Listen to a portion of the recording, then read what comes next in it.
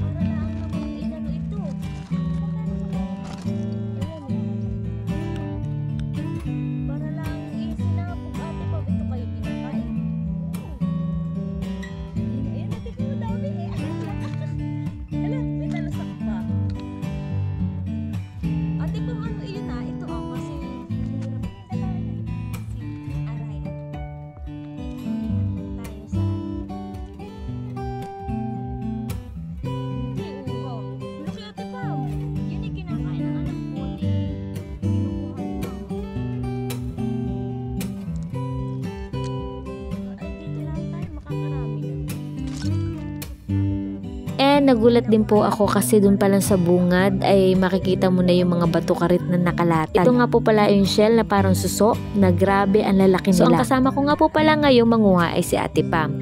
At kahit na mainit ang panahon ay na-enjoy namin ang pangunguha at talaga namang matutuwa ka dahil sa sobrang dami ay talagang malilibang ka sa pangunguha. Para silang sinabog at sa sobrang dami ay hindi ka na nga lalayo pa para makakuha ng marami-rami.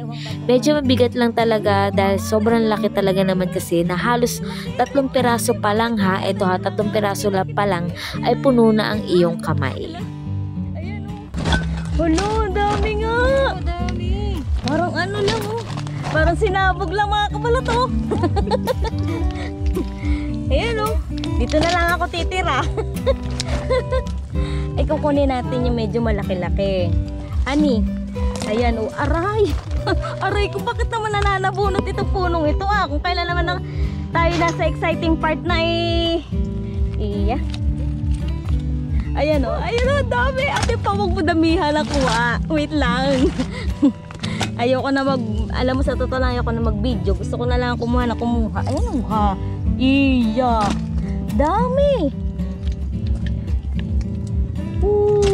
Kung alam ko lang ang kahapon na ako nagganito. Okay ka lang Ate Pam.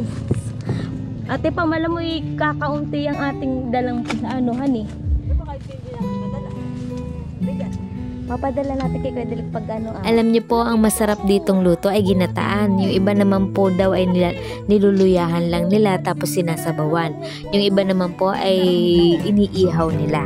And ang pagluluto daw po dito ay dapat mga 2 to 3 days nyo po muna siyang bago lutuin para daw po matanggal din yung mga buhangin o yung sinasabi nila dito na matabag na muna daw po bago lutuin, ganon. So ayun lang, na-enjoy naman kami sa pagstay dito and next siguro na pagpunta ko dito medyo tatagal-tagalan ko na ang pagstay nang ma-explore natin ang lugar nila. Kasi bukod sa mayaman na lugar nila sa mga pagkaing dagat ay meron din silang kinikwento dito na marami din daw silang mga pinagmamalaking lugar. So sana'y makabalik ulit at sa uulitin po. Maraming salamat po sa inyong lahat. Ate Pam, wala, ayun. So isang puno pa lang ang aming napupuntahan. Ano Ate Pam? Oo. Alas ano? Aray, ano yun? Oh, laki! Ate Pam, oh. Ganyan ang aking kinukuha. Piling-piling. Pinakuha din si Ate Pam na malaki. Aray ko. Ano may nanid may? Yan. Yehey! Pero si Ate Pam nakuhang malaking bato karit. Ano ito? Ate Pam, may langgam pala. Paano ka? Ako yung kinagat na. Hindi ko masyadong ramdam. Sobrang excited. Ba't titiwala? Ay, ito.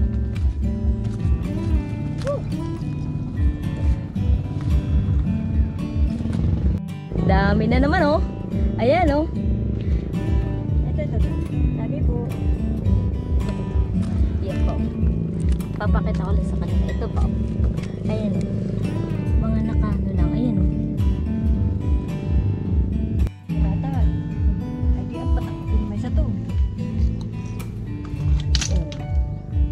At alam niyo po, naisip ko lang napakaswerte o mapalad ang mga taong naririto kasi kahit simple lang ang kanilang buhay dito ay talagang makikita mo na kahit tawid dagat sila ay magaganda ang kanilang bahay at saka talaga makikita mo na umuunlad na kasi dati talaga sabi nila wala daw silang kuryente, ngayon may kuryente na sila at may piso wifi na dito din ha, kaya talagang feeling ko kung dito ako titira talagang ako dito, tatagal ako dito.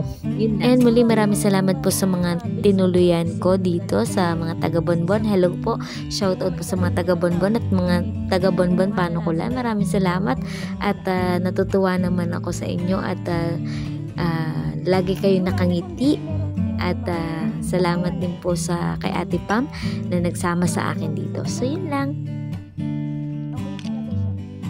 Thank you po. Salamat. And that is for today's chika. Lagi po natin tandaan, simplihan lang po natin ang ating buhay para mas maging masaya at mas payapa. See you in my next vlog. Bye!